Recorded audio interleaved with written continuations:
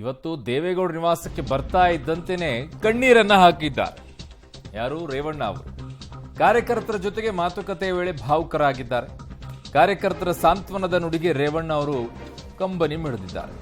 ಅಣ್ಣ, ನೀವು ಅಳಬೇಡಿ, ಧೈರ್ಯವಾಗಿರಿ ಅಂತ ಕಾರ್ಯಕರ್ತರು ಒಂದಿಷ್ಟು ಶಕ್ತಿ ತುಂಬುವಂತ ಕೆಲಸವನ್ನ ಮಾಡಿದ್ದಾರೆ. ಡಿಸಿಎಂ ಡಿಕೆ ಶಿವಕುಮಾರ್ ವಿರುದ್ಧ ಕಾರ್ಯಕರ್ತರು ಸಿಕ್ಕಾಪಟ್ಟೆ ಗರಂ ಆಗಿ ಆಕ್ರೋಶವನ್ನೆಲ್ಲ ಹಾಕಿದ್ದಾರೆ. ಸದ್ಯಕ್ಕೆ ಅವರಿಗೆ ಸಾಂತ್ವನವನ್ನ ಹೇಳುವಂತ ಕೆಲಸವನ್ನ ಕಾರ್ಯಕರ್ತರು ಮಾಡ್ತಾ ಇದ್ದಾರೆ. ಬಟ್ ಆ ಸಾಂತ್ವನದ ನುಡಿಗಳನ್ನ ಕೇಳಿ ರೇವಣ್ಣ ಅವರು ಭಾವುಕರಾಗಿ ಕಂಬನಿಯನ್ನ ಮಿಡಿದು ಕಣ್ಣೀರನ್ನ ಹಾಕಿದ್ದಾರೆ.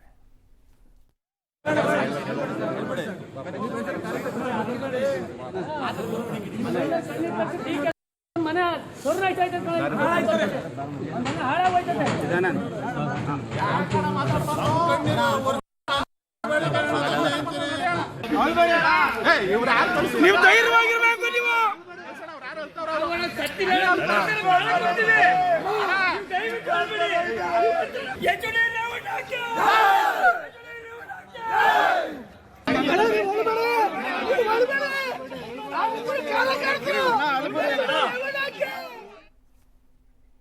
ನನ್ನ ಸಹೋದ್ಯೋಗಿ ಶ್ರೀನಿವಾಸ್ ಈಗ ನನ್ನ ಸಂಪರ್ಕಕ್ಕೆ ಸಿಗ್ತಾ ಇದ್ದಾರೆ. ಶ್ರೀನಿವಾಸ್, ಕಾರ್ಯಕರ್ತರೆಲ್ಲ ಒಂದಿಷ್ಟು ಧೈರ್ಯವನ್ನ ತುಂಬುವಂತ ಕೆಲಸ ಮಾಡಿದಾಗ ರೇವಣ್ಣ ಅವರ ರಿಯಾಕ್ಷನ್ ಹೇಗಿತ್ತು ಶ್ರೀನಿವಾಸ್?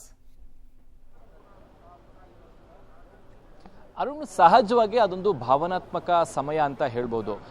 ರೇವಣ್ಣ ಅವರು ಜೈಲಿಂದ ಬಿಡುಗಡೆ ಆದಂಥ ಸಂದರ್ಭದಲ್ಲೂ ಕೂಡ ಅಲ್ಲೂ ಕೂಡ ಸಾವಿರಾರು ಜನ ಕಾರ್ಯಕರ್ತರು, ಅಭಿಮಾನಿಗಳು ಅವರನ್ನ ಭೇಟಿಯಾಗಲಿಕ್ಕೆ ಪ್ರಯತ್ನ ಪಟ್ಟರು. ಆದರೆ ಅದು ಆಗಿರಲಿಲ್ಲ. ದೇವೇಗೌಡರ ನಿವಾಸಕ್ಕೆ ಬಂದಂಥ ಸಂದರ್ಭದಲ್ಲಿ ಕೂಡ ನೂರಾರು ಜನರ ರೇವಣ್ಣ ಅವರನ್ನ ನೋಡಲಿಕ್ಕೆ ಬಂದಿದ್ರು. ಸಹಜವಾಗಿ ರೇವಣ್ಣ ಅವರು ಹೊರಗಡೆ ಬಂದಂಥ ಸಂದರ್ಭದಲ್ಲಿ ಒಂದು ರೀತಿ ಭಾವನಾತ್ಮಕವಾದಂತಹ ಸನ್ನಿವೇಶ ಅದಾಗಿತ್ತು. ಕಾರ್ಯಕರ್ತರು ರೇವಣ್ಣ ಅವರಿಗೆ ಧೈರ್ಯ ತುಂಬುವಂತಹ ಕೆಲಸವನ್ನ ಮಾಡಿದ್ರು. ಇದೆಲ್ಲವೂ ಕೂಡ ನಿಮ್ಮ ವಿರುದ್ಧ ಮಾಡಿರುವಂತಹ ಷಡ್ಯಂತ್ರ. ಯಾರು ಏನೇ ಹೇಳಿದ್ರು ರೇವಣ್ಣ ಅಂದ್ರೆ ಏನು ಅಂತ ನಮಗೆ ಗೊತ್ತು, ನಾವು ನಿಮ್ಮ ಜೊತೆ ಇರ್ತೀವಿ ಅನ್ನುವಂತಹ ಧೈರ್ಯದ ಮಾತುಗಳನ್ನ ಕಾರ್ಯಕರ್ತರು ಆಡಿದ್ರು. ಕಾರ್ಯಕರ್ತರ ಈ ಒಂದು ಮಾತಿಗೆ ರೇವಣ್ಣ ಅವರು ಕೂಡ ಭಾವನಾತ್ಮಕವಾಗಿ ಒಳಗಾದ್ರು. ಅವರು ಕೂಡ ಕಣ್ಣೀರನ್ನ ಹಾಕಿದ್ರು. ಒಂದು ರೀತಿಯಾಗಿ, ಯಾಕಂದ್ರೆ ಕಳೆದ 10 ದಿನಗಳಿಂದ ಈ ಎಲ್ಲಾ ಪ್ರೋಸೆಸ್ಗಳು ನಡೀತಾ ಇತ್ತು. SIT ಬಂಧನ ಆಯಿತು, ಅದಾದ್ಮೇಲೆ ವಿಚಾರಣೆ ಆಯಿತು, ಜೈಲಿಗೆ ಹೋದ್ರು. ಇದೆಲ್ಲವೂ ಕೂಡ ಒಂದು ರೀತಿ ಅವರ ಜೀವನದಲ್ಲಂತಹ ಕೆಟ್ಟ ಘಟನೆಗಳು. ಸೊ ಈ ಒಂದು ಸಂದರ್ಭದಲ್ಲೂ ಕೂಡ ಕಾರ್ಯಕರ್ತರು, ಅಭಿಮಾನಿಗಳು ಅವ್ರ ಪರವಾಗಿ ನಿಂತಿರೋದ್ರಿಂದ ಸಹಜವಾಗಿ ರೇವಣ್ಣ ಅವ್ರಿಗೂ ಕೂಡ ಒಂದಿಷ್ಟು ಭಾವನಾತ್ಮಕವಾದಂತಹ ವಿಚಾರ. ಹಾಗಾಗಿನೇ ಅದನ್ನ ಕಣ್ಣೀರಿನ ಮೂಲಕ ರೇವಣ್ಣ ಅವರು ವ್ಯಕ್ತಪಡಿಸಿದ್ರು.